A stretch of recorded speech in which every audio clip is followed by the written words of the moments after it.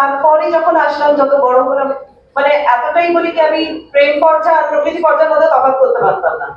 আস্তে আস্তে যখন বড় হলাম, যত পড়লাম আরো, রবি ঠাকুরকে কিছুটা সুতোপাতির জন্য চেনা, রবি ঠাকুরের হাত ধরা, তারপরে আস্তে আস্তে বুঝলাম সমুদ্রের মতন একটা, আস্তে আস্তে রবি ঠাকুরের প্রেমে পড়ে গেলাম।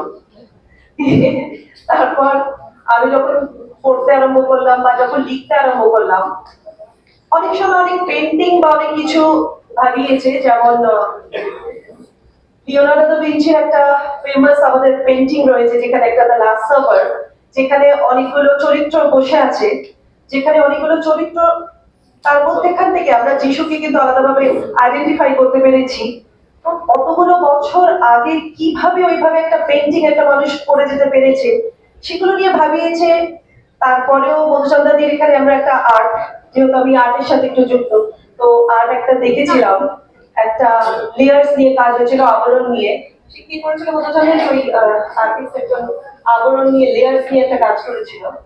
সেই কাজগুলো আমাকে ভীষণ ভাবিয়েছে, এবং আমার লেখার সাথে সেগুলো ভীষণভাবে ওতপ্রোতভাবে জড়িয়েছে, যে একটা আবরণ, একটা পর্দা কিভাবে লেখাকে রিফ্লেক্ট করতে পারে, একটা পর্দাকে অনেক কিছু বুঝিয়ে দিতে পারে। সেগুলো হয়তো কিছুটা পেন্টিং, কিছু ইনস্টলেশন, সেগুলো আমাকে বুঝিয়েছে আর কি, লেখাতে আমাকে অনেক সাহায্য করেছে। কিছুটা ভালোবাসা, কিছুটা সমাজ, কিছুটা বন্ধু বান্ধব, তারা সবাই আমাকে ইন্সপায়ার করেছে।